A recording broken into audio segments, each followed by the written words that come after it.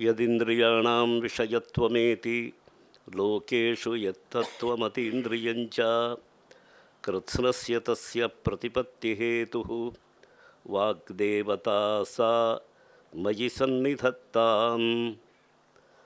ಪರಮಪೂಜ್ಯ ಶ್ರೀ ಶ್ರೀ ಬ್ರಹ್ಮಾನಂದ ಭಾರತಿ ಮಹಾಸ್ವಾಮಿಗಳ ಅಡಿದಾಬರೆಗಳಿಗೆ ಅನಂತ ಪ್ರಣಾಮಗಳನ್ನು ಅರ್ಪಣೆ ಮಾಡ್ತಾ ಇದ್ದೇನೆ. ಸಭೆಯಲ್ಲಿ ಆತ್ಮೀಯವಾದ ಸನ್ಮಾನವನ್ನು ಪಡೆದ ವೇದಮೂರ್ತಿ ವಿಶ್ವನಾಥ ಭಟ್ರು ದಂಪತಿಗಳೇ,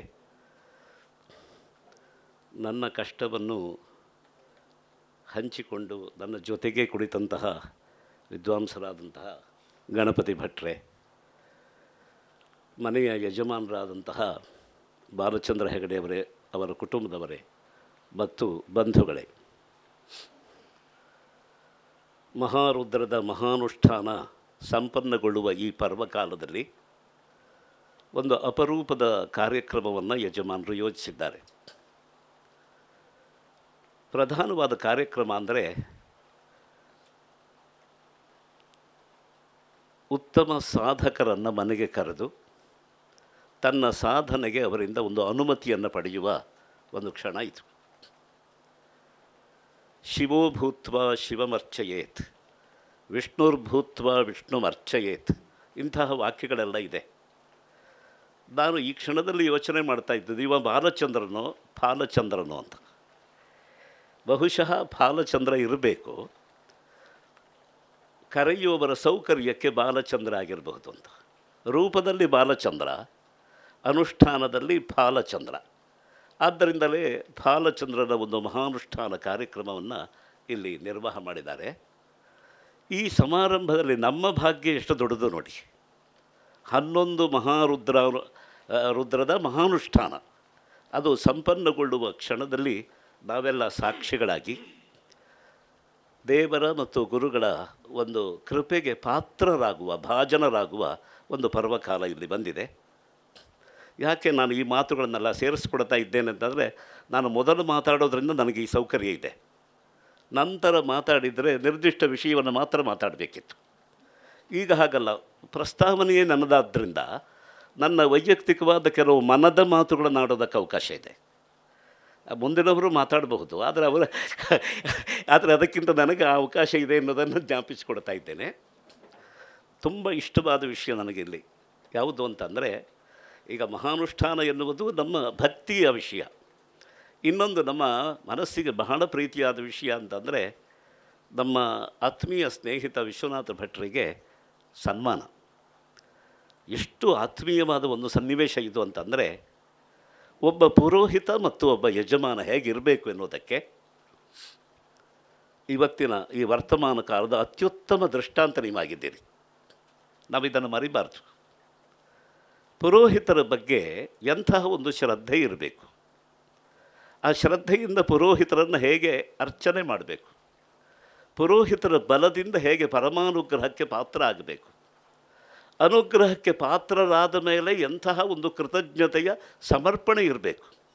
ಈ ಎಲ್ಲ ಸಮುದಾಚಾರಗಳನ್ನು ನೀವು ಪಾಲಿಸಿದ್ದೀರಿ. ಇದನ್ನು ಗಮನಿಸ್ತಾ ಇದ್ದಾಗ ನನಗೆ ಸಂತೋಷ ಆಯಿತು. ಇನ್ನೂ ಒಂದು ಕಾರಣ ಇದೆ. ನಮ್ಮ ವಿಶ್ವನಾಥ ಭಟ್ರಿಗೆ ಸನ್ಮಾನ ಆದರೆ ನನಗೊಂದು ಹುರುಪು ಬರುತ್ತೆ.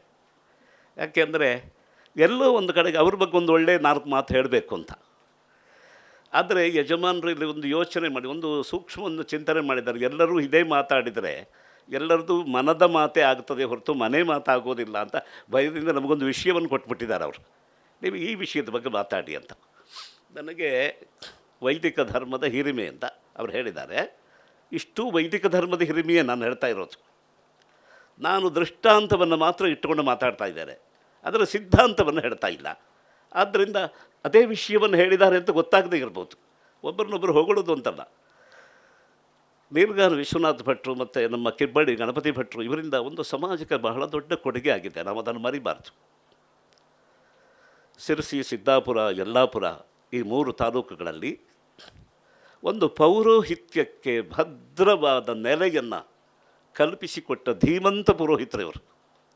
ನಾವು ಇದನ್ನು ಮರಿಬಾರ್ದು. ಇದನ್ನು ಧೀಮಂತ ಪುರೋಹಿತರು ಸ್ವತಃ ಅವರಿಗೆ ಶ್ರದ್ಧೆ ಇದೆ, ಕರ್ಮ ಶ್ರದ್ಧೆ ಇದೆ. ಆ ಶ್ರದ್ಧೆಯ ಜೊತೆಗೆ ವ್ಯುತ್ಪತ್ತಿ ಇದೆ. ಬಹಳ ಜನ ಶ್ರದ್ಧಾವಂತರು ಸಿಗ್ಬೋದು, ಶ್ರದ್ಧೆ ಇದ್ದವರಿಗೆ ವ್ಯುತ್ಪತ್ತಿ ಇರೋದಿಲ್ಲ. ಆಚಮನ ಮಾಡು ಅಂತ ಹೇಳಿದರೆ ಚಹಾ ಮಾಡಿದ್ವನೇ ಕೇಳುವ ಯಜಮಾನರು ಇರ್ಬೋದು. ಆ ಚಮನ ಎಂಬಲ್ಲಿ ಒಂದು ಚಹಾ ಬಂತಲ್ಲ, ಆದರೆ ನಾನು ಇದನ್ನು ವಿನೋದಕ್ಕೆ ಹೇಳಿದ್ದಲ್ಲ. ಆದರೆ ಕಾರಣ ವ್ಯುತ್ಪತ್ತಿಯ ಕೊರತೆ ಇದ್ದರೆ ಅದು ಕರ್ಮಾಂಗವೇ ಆಗೋದಿಲ್ಲ. ಆ ಭಯದಿಂದ ನಾನು ಹೇಳಿದ್ದು. ಈಗ ಯಜಮಾನರಲ್ಲಿ ವ್ಯುತ್ಪತ್ತಿಯನ್ನು ತಂದುಕೊಡೋದಕ್ಕೆ ಆಚಾರ್ಯನಲ್ಲೂ ಅಷ್ಟೇ ವ್ಯುತ್ಪತ್ತಿ ಇರಬೇಕು. ಅಂತಹ ವ್ಯುತ್ಪತ್ತಿಯ ಬಲವನ್ನು ಇಟ್ಟುಕೊಂಡು, ಶ್ರದ್ಧೆಯನ್ನಿಟ್ಟುಕೊಂಡು ತುಂಬ ಅಪರೂಪದ ಒಂದು ಸಮಾಗಮ ಇತ್ತು. ವ್ಯುತ್ಪನ್ನರಲ್ಲಿ ಶ್ರದ್ಧೆ ಇರೋದಿಲ್ಲ, ಎಲ್ಲ ಗೊತ್ತಿದೆ, ಅವರು ನಂಬೋದಿಲ್ಲ ಅಂತ ಆದರೆ ಅಂಥವರು ಯಜಮಾನ ಆದರೂ ಪ್ರಯೋಜನ ಇಲ್ಲ, ಆಚಾರ್ಯ ಆದರೂ ಪ್ರಯೋಜನ ಇಲ್ಲ. ವ್ಯುತ್ಪನ್ನರು ಶ್ರದ್ಧಾವಂತರಾಗಬೇಕು. ಈ ವಿಶ್ವನಾಥ ಭಟ್ಟರನ್ನು ನಾನು ಗಮನಿಸಿದ್ದವನು, ನಾನು ಬಾಲ್ಯದಿಂದ ಗಮನಿಸಿದವನು ಅಂತಂದರೆ ಒಂದು ರೀತಿಯ ಪರೀಕ್ಷಾ ದೃಷ್ಟಿ ಇಟ್ಕೊಂಡವನು ಅಂತ ಅಂದ್ಕೊಳ್ಬೋದು. ನಮ್ಮ ಒಡನಾಟ ಹಾಗಿದೆ. ಅದು ಅಕ್ಕಪಕ್ಕದಲ್ಲಿಯೇ ನಮಗೆ ದೋಷ ಮೊದಲು ಕಾಣುತ್ತೆ, ಗುಣ ಆಮೇಲೆ ಕಾಣೋದು. ಆದರೆ ಒಂದು ದೋಷ ಪರಸ್ಪರ ನಮಗೆ ಕಂಡಿದ್ದರಿಂದ ನಾವು ಶುದ್ಧ ಆಗೋದಕ್ಕೆ ಕಾರಣ ಆಯಿತು. ಕಟ್ಟಿಗೆಯ ದೋಷ ಅಗ್ನಿಗೆ ಗೊತ್ತಾಗಬೇಕು, ಕಾಷ್ಟದ ದೋಷ ಅಗ್ನಿಗೆ ಗೊತ್ತಾಗಬೇಕು, ಅಗ್ನಿಯ ಹಸಿವು ಕಾಷ್ಟಕ್ಕೆ ಗೊತ್ತಾಗಬೇಕು. ಅಗ್ನಿಯ ಹಸಿವು ಕಾಷ್ಟಕ್ಕೆ ತಿಳಿದರೆ ಕಾಷ್ಟ ತಾನು ಆಹಾರವಾಗ್ತದೆ. ಕಾಷ್ಟದ ದೋಷ ಅಗ್ನಿಗೆ ತಿಳಿದರೆ ಆ ಕಾಷ್ಟವನ್ನು ಆಧಾರ ಮಾಡಿಕೊಡ್ತದೆ, ಅದು ಶೋಧನೆ ಮಾಡೋದಕ್ಕೆ. ಆದ್ದರಿಂದ ಒಂದು ಸಂಬಂಧ ಪರಸ್ಪರ ಇಷ್ಟು ಗಾಢವಾಗಿರಲಿಕ್ಕೆ ಕಾರಣ ಅದು. ನಾವು ಹಾಗೆ ಒಬ್ಬರನ್ನೊಬ್ಬರು ನೋಡಿ ದೋಷವನ್ನು ಉಲ್ಲೇಖ ಮಾಡಿ ಅನ್ವೇಷಣೆ ಮಾಡಿ ಸರಿಪಡಿಸ್ಕೊಳ್ತಾ ಈಗ ಉಮಾಕಾಂತ ಭಟ್ರು ಒಳ್ಳೆಯ ಮಾತುಗಾರರು ಅಂತ ಆದರೆ ಅದರಲ್ಲಿ ವಿಶ್ವನಾಥ ಭಟ್ರ ಪಾಲು ಇದೆ. ಹಾಗೆ ವಿಶ್ವನಾಥ ಭಟ್ರು ಒಂದು ಒಳ್ಳೆಯ ವೈದಿಕರು, ಒಳ್ಳೆಯ ಪುರೋಹಿತರು ಅಂತ ಆದರೆ ಅದಕ್ಕೆ ಉಮಾಕಾಂತ ಭಟ್ರ ಒಂದು ಪಾಲು ಇದೆ. ಪಾಲು ಅಂದರೆ ನಾವೇನು ಅದನ್ನು ಪಾಲು ಅಂತ ಪಾತ್ರ ಹಿಡ್ಕೊಂಡು ಬರೋ ಪಾಲಲ್ಲ, ಪಾತ್ರತ್ವವನ್ನು ಹೊಂದಿದ ಪಾಲು ನಮ್ಮ ಪಾಲು ಅಂಥದ್ದು. ಆದ್ದರಿಂದ ಅವರ ಸನ್ಮಾನ ಅಂತಂದರೆ ನಮಗೆ ಹಿಗ್ಗು. ಈ ಹಿಗ್ಗು ಎಲ್ಲಿವರೆಗೆ ಉಳಿಸ್ಕೊಳ್ಬಹುದು ಅಂತಂದರೆ, ನನಗೆ ಸನ್ಮಾನ ಮಾಡೋದಾದರೂ ಉಮಾಕಾಂತ ಭಟ್ರಿಗೊಂದು ಹೇಳಬೇಡಿ ಅಂತ ಅವ್ರು ಹೇಳುವವರೆಗೆ. ಆದರೆ ಹಾಗಲ್ಲ, ಏನಾದರೂ ಮಾಡಿ ಎರಡು ಮಾತು ನನ್ನ ಬಗ್ಗೆ ಹೇಳೇ ಹೇಳ್ತಾರೆ ಅಂದರೆ ಕೆಲವೊಮ್ಮೆ ಹಾಗಾಗ್ತದೆ. ಬಹಳ ಅಭಿನಂದನೆ ಮಾಡ್ತಾ ನಮ್ಮನ್ನು ನಾಚಿಸಿಬಿಡ್ತಾರೆ ಜನ. ಹಾಗಾಗೋವರೆಗೆ ನಾನು ಇದನ್ನು ವಹಿಸ್ಬೋದು. ಇಲ್ಲಿ ವಿನೋದಕ್ಕಾಗಿ ಹೇಳಿದ ಮಾತು. ವಿಶ್ವನಾಥ ಭಟ್ರನ್ನು ಸನ್ಮಾನಿಸಿದರೆ ಸಮಾಜದ ಒಂದು ಕರ್ತವ್ಯವನ್ನು ಒಬ್ಬ ವ್ಯಕ್ತಿ ಪೂರೈಸಿದಾಗ ಆಗ್ತದೆ. ಇವತ್ತು ವಿಶ್ವನಾಥ ಭಟ್ರಿಗೆ ಒಬ್ಬ ಯಜಮಾನ ಸನ್ಮಾನ ಮಾಡಿದ ಅಂದರೆ ಸಮಾಜದ ಕರ್ತವ್ಯ ಆಗಿತ್ತದು. ಇವತ್ತು ನಮ್ಮ ಭಾಗದಲ್ಲಿ ಅದು ಹವ್ಯಕ ಸಮಾಜದಲ್ಲಿ ಬೌಧಾಯನ ಸೂತ್ರದಂತೆ ಒಂದು ಪ್ರಯೋಗವನ್ನು ಬಹಳ ಪರಿನಿಷ್ಠಿತವಾಗಿ, ಆ ಶಬ್ದ ಬಹಳ ಮುಖ್ಯವಾದ್ದು, ಪರಿನಿಷ್ಠಿತ ಅಂತ. ಅಲ್ಲಿ ಪರಿ ಅಂತಂದರೆ ಹಲವು 10 ಪ್ರಕಾರಗಳ ಪರೀಕ್ಷೆ ಇದೆ. ಆಮೇಲೆ ಅದು ನಿಷ್ಠೆಯಲ್ಲಿ ನೆಲೆಗೊಳ್ಳಬೇಕದು, ಪರಿನಿಷ್ಠಿತ ಪರಿಷ್ಕೃತ ಅಂತ. ಹಾಗೆ ಪರಿಷ್ಕೃತವಾಗಿ ಒಂದು ಪ್ರಯೋಗ ಮಾಡುವ ವಿದ್ವದ್ವಲಯದ ನೇತಾರ ವಿಶ್ವನಾಥ ಭಟ್ರು. ನಾವು ಅದನ್ನು ಮರೆಯಲಿಕ್ಕೆ ಸಾಧ್ಯ ಇಲ್ಲ. ಅವರ ಪ್ರಭಾವ ನಮ್ಮ ಗಣಪತಿ ಭಟ್ರ ಮೇಲೂ ಆಗಿದೆ. ಇವರೂ ಪ್ರತಿಭಾವಂತರು, ವ್ಯುತ್ಪನ್ನರು. ಅವರ ದಾರಿಯಲ್ಲಿ ಸಾಗಿದರು. ಅವರಿಗಿಂತ ಒಂದು ಹೆಜ್ಜೆ ಮುಂದಿಟ್ರೇನೋ ಅಂತ ನಮಗನ್ನಿಸ್ತದೆ. ನಮಗೆ ಗೊತ್ತಿಲ್ಲ ಯಾರು ಮುಂದಿದ್ದಾರೆ ಅಂತ. ನಮಗಿಬ್ಬರು ಕಾಣ್ತಾರೆ, ಅಷ್ಟೇ ಹೇಳಿಬಿಡ್ತೇನೆ ನಾನು. ನಮಗಿಬ್ಬರೂ ಮುಂದೆ ಕಾಣ್ತಾರೆ. ಅಂತಹ ಒಂದು ವಿದ್ವದ್ವಲಯ ನಿರ್ಮಾಣ ಆಗಿದೆ. ಆದ್ದರಿಂದ ಯಜಮಾನರಾದ ಬಾಲಚಂದ್ರ ಹೆಗಡೆಯವರು ಗುರುಗಳ ಅಮೃತ ಹಸ್ತದಿಂದ ಅವರಿಗೆ ಸನ್ಮಾನ ಮಾಡಿದ್ದು ಅತ್ಯಂತ ಸಮುಚಿತವಾದಂತಹ ಸಮುದಾಚಾರ. ಇದರ ಬಗ್ಗೆ ನಾನು ನನ್ನ ಆತ್ಮೀಯವಾದ ಅಭಿನಂದನೆಗಳನ್ನು ಸಲ್ಲಿಸ್ತೇನೆ. ವೈದಿಕ ಸಂಸ್ಕೃತಿಯ ಹಿರಿಮೆ ಅಂತ ಕೊಟ್ಟಿದ್ದಾರೆ. ತುಂಬ ದೊಡ್ಡ ವಿಷಯ ಇದು. ತುಂಬ ದೊಡ್ಡ ವಿಷಯ ಅಂತಂದರೆ ಪ್ರವೇಶ ಮಾಡುವಾಗ ನಮಗೆ ಭಯ ಆಗತ್ತೆ, ನಾಚಿಕೆ ಆಗತ್ತೆ. ಯಾಕೆಂದರೆ ನಾವು ಅರ್ಥ ಮಾಡಿಕೊಳ್ಳಿಲ್ಲವಲ್ಲ ಅಂತ ಒಂದು ಸ್ವಲ್ಪ ಬೇಸರವೂ ಆಗತ್ತೆ. ವೈದಿಕ ಸಂಸ್ಕೃತಿ ಅಂದರೆ ಬೇರೆ ಅಲ್ಲ, ಅದು ನಿಜವಾಗಿ ಸಂಸ್ಕಾರ ಅಂತ. ಇತ್ತೀಚೆಗೆ ಒಂದು ಶತಮಾನದ ಈಚೆಗೆ ಆಂಗ್ಲರ ಪ್ರಭಾವದಿಂದ ಬಳಕೆಗೆ ಬಂದ ಶಬ್ದ ಸಂಸ್ಕೃತಿ ಅಂತ. ವಸ್ತುತಃ ನಮ್ಮಲ್ಲಿ ಪ್ರಾಚೀನವಾದ ಋಷಿಗಳ ಭಾಷೆಯಲ್ಲಿ ಸಂಸ್ಕಾರ ಅಂತ. ಈ ವೈದಿಕ ಸಂಸ್ಕಾರದ ಹಿರಿಮೆ ಬಹಳ ಸಮಯೋಚಿತವಾದ ವಿಷಯ ಇದು. ಇವತ್ತು ವೈದಿಕರ ವೇಷ ಅಲ್ಲಲ್ಲಿ ಕಾಣಬಹುದು, ಎಲ್ಲ ಕಡೆಗಿಲ್ಲ, ಅಲ್ಲಲ್ಲಿ ಕಾಣಬಹುದು. ವೈದಿಕ ಮಂತ್ರಗಳನ್ನು ಎಲ್ಲೆಲ್ಲೂ ಕೇಳಬಹುದು, ಹೇಗೂ ಕೇಳಬಹುದು. ಅಂತಹ ಒಂದು ದುರ್ಭಿಕ್ಷದ ಕಾಲ ಇತ್ತು. ವೈದಿಕ ಮಂತ್ರವನ್ನು ಎಲ್ಲೆಲ್ಲೂ ಹೇಗೆ ಕೇಳಬೇಕೋ ಹಾಗೇ ಕೇಳುವ ಒಂದು ಋಷಿಗಳೆಲ್ಲ ನಡೆದಾಡಿದ ಈ ಭಾರತದ ನೆಲೆಯಲ್ಲಿ ನಾವು ಎಲ್ಲೆಲ್ಲೋ ಹೇಗೋ ಕೇಳುವ ಹಾಗಾಗಿದೆ. ಆದ್ದರಿಂದ ಈಗ ನಾವು ನಿಜವಾಗಿ ಕನ್ನಡಿಯಲ್ಲಿ ನಮ್ಮನ್ನೇ ನೋಡಿಕೊಂಡಂತೆ, ಆತ್ಮೀಯವಾಗಿ ಅಂತರಂಗದ ನುಡಿಯನ್ನು ನಾವೇ ನುಡಿದಂತೆ ಯೋಚನೆ ಮಾಡಿದರೆ ಈ ವೈದಿಕ ಸಂಸ್ಕಾರದ ಹಿರಿಮೆ ಎಷ್ಟಿದೆ ಅನ್ನೋದನ್ನು ಈಗಲೇ ಗ್ರಹಿಸಬೇಕಾಗಿದೆ. ಕೈ ತಪ್ಪುವ ಮೊದಲು, ಕಳೆದುಕೊಳ್ಳುವ ಮೊದಲು ನಾವು ಅದನ್ನು ಗ್ರಹಿಸಬೇಕು. ವೈದಿಕ ಸಂಸ್ಕಾರ ಅಂತಂದರೆ, ವೈದಿಕ ಅಂದರೆ ವೇದೋಕ್ತ, ವೇದಾಭಿಮತ ಎರಡನ್ನೂ ತಿಳ್ಕೊಳ್ಬೇಕು. ಬಹಳ ದೊಡ್ಡದು. ಎರಡನೇ ಅಭಿಪ್ರಾಯ ಬಹಳ ವಿಶಾಲವಾದದ್ದು. ವೇದೋಕ್ತ ಅಂದರೆ ವೇದ ಏನು ಹೇಳಿದ್ದೆ, ವೇದ ವಾಂಗ್ಮಯವನ್ನು ಒಮ್ಮೆ ಗಮನಿಸಿದರೆ ವೇದ ಹೇಳಿದ್ದು ಇದು ಅಂತ ಹೇಳ್ಬೋದು. ಆದರೆ ವೇದಾಭಿಮತ ಅಂತ ತಗೊಂಡಾಗ ಆರ್ಷ ವಾಂಗ್ಮಯವನ್ನೆಲ್ಲ ನೋಡಬೇಕಾಗ್ತದೆ. ಸ್ಮೃತಿ, ಇತಿಹಾಸ, ಪುರಾಣ, ನಮ್ಮ ಆರ್ಷ ವಾಂಗ್ಮಯದ ವಿಸ್ತಾರ ಏನಿದೆ ಆ ವಿಸ್ತಾರವನ್ನೆಲ್ಲ ಗಮನಿಸಿದರೆ ಇದು ವೇದದ ಇಂಗಿತ, ವೇದಾಭಿಮತ, ಅದು ಕೂಡ ವೈದಿಕವೇ. ಆ ವೈದಿಕ ಸಂಸ್ಕಾರ ಅದು ಹೇಗಿದೆ, ಎಲ್ಲಿದೆ ಅಂತಂದರೆ ಅದು ಇದೆ ಅಂತ ನಮಗೆ ಗೊತ್ತಿಲ್ಲ. ಕಾಲ ಅಂಥದ್ದು. ವೈದಿಕ ಸಂಸ್ಕಾರ ನಮ್ಮಲ್ಲಿ ಇದೆ, ಅದು ಹೇಗಿದೆ ಅಂತ ಗೊತ್ತಿಲ್ಲ. ಗೊತ್ತಾಗಿದ್ದರೆ ಅದು ಹೇಗಿರಬೇಕು ಹಾಗೆ ಇಟ್ಕೊಳ್ತಿದ್ವಿ ನಾವು. ಈಗ ಮನೆಯ ಬಾಗಿಲಿಗೆ ಯಾರೋ ಒಬ್ಬರು ಬರ್ತಾರೆ, ಮನೆಯಲ್ಲಿ ಒಳಗಡೆ ಕೂತ್ಕೊಂಡು ನಾವು ಟಿ ವಿಯನ್ನು ಅಥವಾ ಮೊಬೈಲನ್ನು ನೋಡುತ್ತಾ, ಮೊಬೈಲಲ್ಲಿ ತರ್ಜನಿಗೆ ಕೆಲಸ ಹೆಚ್ಚಲ್ವಾ, ಅಲ್ಲಿ ಉಳಿದ ಬೆರಳುಗಳಿಗೆ ಕೆಲಸ ಇಲ್ಲ, ಮೊಬೈಲಲ್ಲಿ ತರ್ಜನಿಗೆ ಕೆಲಸ. ಅದನ್ನು ಮಾಡ್ತಾ ಇದ್ದಾಗಲೂ ಕೂಡ ಅಪರೂಪದ ಒಬ್ಬ ಅತಿಥಿಗಳು ಮನೆ ಬಾಗಿಲಿಗೆ ಬಂದರು ಅಂದರೆ ಪಟ್ ಅಂತ ಅದನ್ನು ಆಫ್ ಮಾಡೋದಿಲ್ಲ. ಅವರು ಕಳಿಸಿ ಯಾರು ಬಂದು ನೋಡ್ಬೋದಲ್ಲ, ಹಾಗೆ ಇಟ್ಟು ಮೇಲಕ್ಕೆ ಇದ್ದು ಬಾಗಿಲಿಗೆ ಬಂದು ನಮಸ್ಕಾರ ಬನ್ನಿ ಅಂತ ಅಂತೇವೆ. ಇದು ಯಾವ ಸಂಸ್ಕಾರ ಅಂತ ಕೇಳಿದರೆ ಇದು ವೈದಿಕ ಸಂಸ್ಕಾರ. ಯಾಕೆಂದರೆ ಅತಿಥಿ ದೇವೋಭವ ಒಂದು ಮಾತಿದೆ. ಬಂದವನು ಅತಿಥಿ ಅಂದರೆ ನಮಗೆ ವರ್ತಮಾನದ ರೂಪ ಎರಡೇ ಗೊತ್ತಾಗಿದೆ. ಆದರೆ ವರ್ತಮಾನದ ನಾಮರೂಪದ ಒಳಗಿರುವ ವರ್ತಮಾನ ಯಾವುದು ಅದು ಗೊತ್ತಾದಾಗ ಅದು ದೇವ ಅಂತ ಹೇಳಿತು. ಅತಿಥಿ ದೇವೋಭವ, ಅಲ್ಲಿ ದಿವ್ಯತೆ ಇದೆ, ಅಲ್ಲಿ ಭವ್ಯತೆ ಇದೆ. ಅದನ್ನು ಗಮನಿಸಿಕೊಂಡಾಗ ಅಭ್ಯುತ್ಥಾನ, ಸ್ವಾಗತ, ಆಮೇಲೆ ಉಪಚಾರ. ಅವರಿಗೇನು ಬೇಕೋ ಅದನ್ನು ಕೊಟ್ಟು ನಾವು ಸ್ವಾಗತಿಸಿ ಉಪಚರಿಸ್ತೇವೆ. ಈ ಉಪಚಾರ ಎನ್ನುವುದು ಏನಪ್ಪ ಅಂತ ಕೇಳಿದರೆ ಅದು ಪೂಜೆಯ ಪರ್ಯಾಯದಲ್ಲಿ ಬರ್ತದೆ ಉಪಚಾರ ಎಂಬ ಶಬ್ದ. ಉಪಚಾರ ಅಂತ ಬಂದಿದ್ದು ಏನು ನಿಮ್ಮ ಉಪಚಾರ ಅಂದರೆ ನಾವೀಗ ಅಭಿನಯದ ಕೆಲವು ಕ್ರಿಯೆಗಳನ್ನು ಉಪಚಾರ ಅಂತದ್ದೇವೆ. ಅಂತ ಹೀಗೆ ಕೇಳಿದರೆ ನೀವೆಲ್ಲ ಆರೋಗ್ಯ, ಅದು ಅಭಿನಯ ಮಾತ್ರ ಅಲ್ಲ, ನೀವು ಚೆನ್ನಾಗಿದ್ದೀರಾ, ನೀವು ಆರೋಗ್ಯ ಹೇಗಿದೆ, ಇಷ್ಟು ಕೇಳಿದರೆ ಹೊರಗಿನ ಪ್ರಪಂಚ ಒಳಗೆ ಬರ್ತದೆ. ನೀವು ಪರೀಕ್ಷೆ ಮಾಡಿ, ಹೊರಗಿನ ಇಡೀ ಪ್ರಪಂಚ ನಮ್ಮೊಳಗೆ ಬರ್ತದೆ. ಹೇಗಿದ್ದೀರಿ ಅದಕ್ಕೆ ಚೆನ್ನಾಗಿದೆ ನೋಡಿ. ಕಣ್ಣು ಮುಚ್ಚದೆ, ತಲೆ ಆಡಿಸದೆ ಚೆನ್ನಾಗಿದ್ದೇನೆ ಅಂತ ಹೇಳಲಿಕ್ಕೆ ಬರ್ತದೆ ನೋಡಿ. ಅಂದರೆ ಅಂತರಂಗದ ಕ್ಷೇಮ ಇದೆಯಲ್ಲ, ಅದು ಅಗತ್ಯವಾದದ್ದು. ಜೀವಮಾನಕ್ಕೆ ಸಮುತ್ಕರ್ಷವನ್ನು ಕೊಡುವ ಅಂತರಂಗದ ಕ್ಷೇಮವನ್ನೇ ನಾವು ಪ್ರಶ್ನೆ ಮಾಡಿದ್ದು, ಅದನ್ನೇ ಉತ್ತರಿಸಿದ್ದು. ಆದ್ದರಿಂದ ಈ ಪ್ರಶ್ನೋತ್ತರಗಳ ಹಿಂದಿರೋದು ಯಾವುದು ಅಂತಂದರೆ ವೈದಿಕ ಸಂಸ್ಕಾರ. ಯಾಕೆ ಈ ಸಂಸ್ಕಾರ ಬಂತು ಹೊರಗಡೆ? ಈಗ ನೋಡಿ, ಆ ಸಂಸ್ಕಾರ ಮುಂದೆ ಹರಿದುಕೊಂಡು ಬರ್ತಾ ಇಲ್ಲ. ಅದು ಹಿರಿಯರಲ್ಲಿ ಇದ್ದ ಮೇಲೆ ಮಕ್ಕಳಿಗೂ ಬರಬೇಕು, ಮೊಮ್ಮಕ್ಕಳಲ್ಲಿ ಕಾಣಿಸಬೇಕು. ನಾವು ನಮ್ಮ ಹವ್ಯಕರಲ್ಲಿ ವಿಶೇಷವಾಗಿ ಗಮನಿಸ್ತೇವೆ. ನಾವು ಅದನ್ನು ಮನೆಗೆ ಬಂದವ್ರನ್ನ ಮಾತಾಡಿಸು ಅಂತ ಹೇಳ್ತೇವೆ. ಮನೆಗೆ ಬಂದವ್ರನ್ನ ಮಾತಾಡಿಸ್ಬೇಕು ನೀವು ಅಂತ. ಮಾತಾಡಿಸು ಅಂದರೆ ಅರ್ಥ ಏನು? ಯಾಕೆ ಮಾತಾಡಿಸ್ಬೇಕು ಅಂತ ಕೇಳಿದರೆ, ನಗರಗಳಲ್ಲಿರುವ ಮಕ್ಕಳಿಗೂ ಹಳ್ಳಿಯಲ್ಲಿ ಇರುವ ಹವ್ಯಕರ ಮನೆಯ ಮಕ್ಕಳಿಗೂ ಇರುವ ವ್ಯತ್ಯಾಸ ನಾವು ಗಮನಿಸಬೇಕು. ಅಲ್ಲಿ ಏನಿದೆ ಅಂತಂದರೆ, ಬಂದಂತಹ ಅತಿಥಿಗಳನ್ನು ಸ್ವಾಗತಿಸಿ ಮಾತಾಡಬೇಕು ಅಂತ. ಅದೊಂದು ವಾಗುಪಚಾರ. ಅದು ಮಾತು ಮನಸ್ಸಿನ ಹತ್ತಿರ ಹೋಗ್ತದೆ, ಮನಸ್ಸಿನ ಕದವನ್ನು ತೆರೀತದೆ, ಅವರ ಅಂತರಂಗಕ್ಕೆ ಬೇಕಾದ ಸಂಸ್ಕಾರಗಳನ್ನು ಅದು ತಲುಪಿಸ್ತದೆ. ಆದ್ದರಿಂದ ಮಾತಾಡಿಸುವಂಥ ಗಮನಿಸಬೇಕು. ಮಾತಾಡೋದು ಮಾತ್ರ ಅಲ್ಲ, ಮಾತಾಡಿಸ್ಬೇಕು.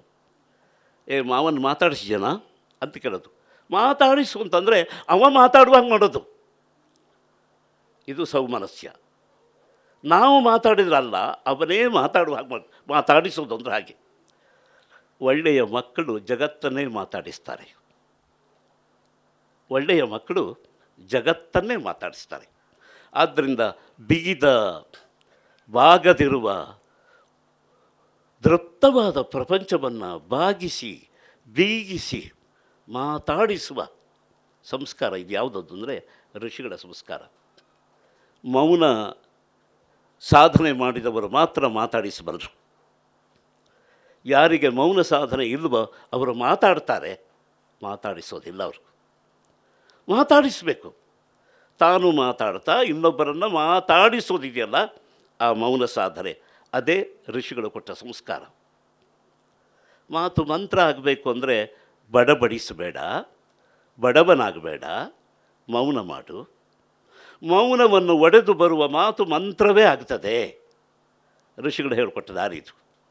ನಮ್ಮಲ್ಲಿ ನೋಡಿ, ಪೂಜೆ ಹೊತ್ತು ಮಾತಾಡೋದಿಲ್ಲ. ಅದರ ವಿಕೃತ ರೂಪಗಳಿರ್ಬೋದು, ಅದರ ಸಂಸ್ಕಾರವನ್ನು ಗಮನಿಸಬೇಕು ನಾವು. ಪೂಜೆ ಮಾಡುವಾಗ ಏನೋ ಒಂದು ತಂದು ಕೊಡಬೇಕು, ತಂದು ಕೊಡಲಿಲ್ಲ, ಆವಾಗ ಯಜಮಾಂತಿ ಹತ್ತಿರ ಸಿಟ್ಟು ಮಾಡೋದು ಅಂತ. ಅವರು ಮುಖ ಹಾಗೆಲ್ಲ ಮಾಡಿದ್ದು ನೋಡಿದರೆ ನಮಗಿದ್ದೇನೆ ಇವರು ಪೂಜೆ ಮಾಡ್ತಾರಾ, ಹೆದರಿಸ್ತಾರಾ ಅಂತ. ಮಾತಾಡಲಿಲ್ಲ ಅವರು. ಆದರೆ ಮಾತಾಡೋದೇ ಒಳ್ಳೆಯದಿತ್ತು. ಹಾಗೆ ಮುಖ ಮಾಡೋದಕ್ಕಿಂತ ಮಾತಾಡೋದೇ ಒಳ್ಳೆಯದಿತ್ತು. ಮಾತಾಡಲಿಲ್ಲ ಅಂತ.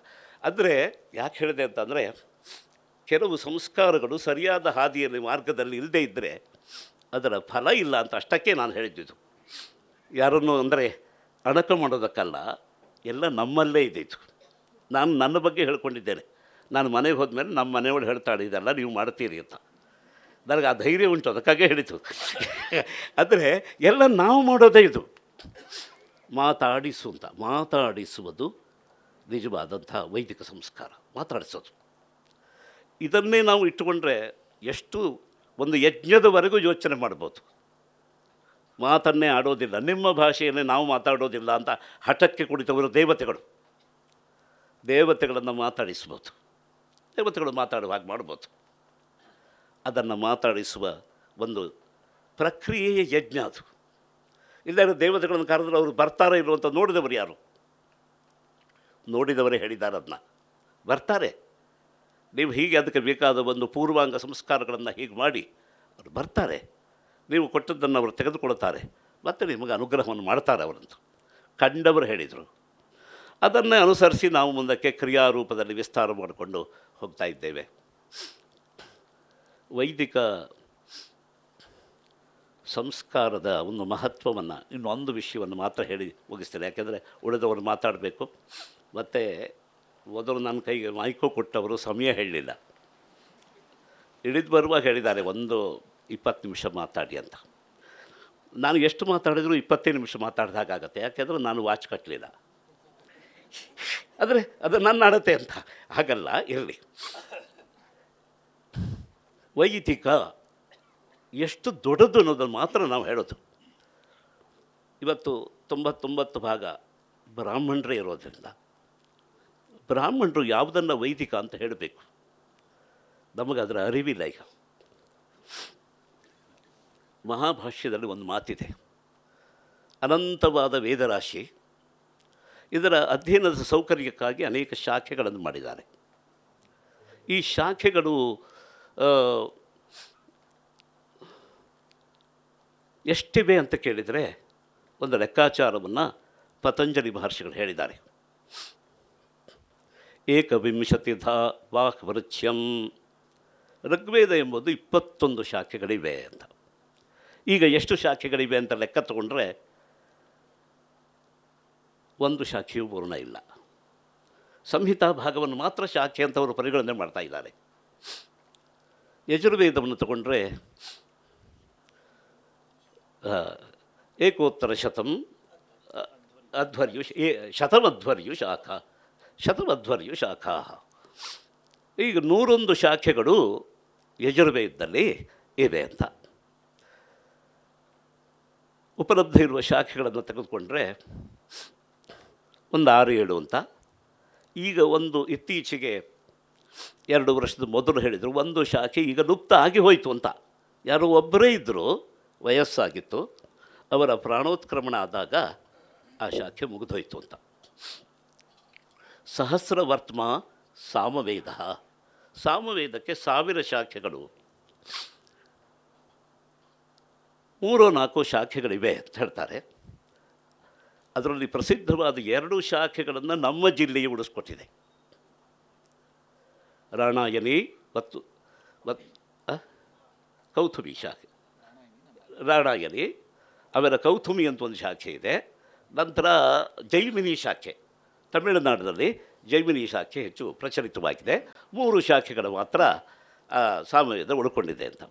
ನವಧ ಅಥರ್ವಣ ಅಂತ, ನವಧ ಅಥರ್ವಣ, ಅಥರ್ವಣ ವೇದ 9 ಶಾಖೆ ಇದೆ. ಈಗ ಲೆಕ್ಕ ಮಾಡಿದರೆ 1131 ಶಾಖೆಗಳದು ಲೆಕ್ಕ ಮಾಡಿದರೆ ಈ ಪಟ್ಟಿಯಲ್ಲಿ. ಈಗ ನಮ್ಮ ಭಾರತ ದೇಶದಲ್ಲಿ ಅಂದರೆ ವಿಶ್ವದಲ್ಲಿ ಉಳಿದ ಶಾಖೆಗಳು ಎಷ್ಟು ಅಂದರೆ 5-6 ಶಾಖೆಗಳು ಮಾತ್ರ ಇವೆ ಅಂತ. 1131 ಶಾಖೆಗಳಲ್ಲಿ 6 ಶಾಖೆಗಳು ಉಳಿಸಿಕೊಂಡಿದ್ದೇವೆ ಅಂತಲ್ಲ, ಉಳಿದಿವೆ. ಬಾಕಿ ಎಲ್ಲ ಕಳೆದು ಹೋಗಿದೆ. ಕಳೆದವರು ಯಾರು? ನಾವೇ ಬ್ರಾಹ್ಮಣರೇ ಕಳೆದಿದ್ದೇವೆ. ಯಾಕೆ ಬೇರೆಯವರಿಗೆ ನಾವು ಓದಿಸಬೇಕಾದ ಸಂದರ್ಭ ಇಲ್ಲ.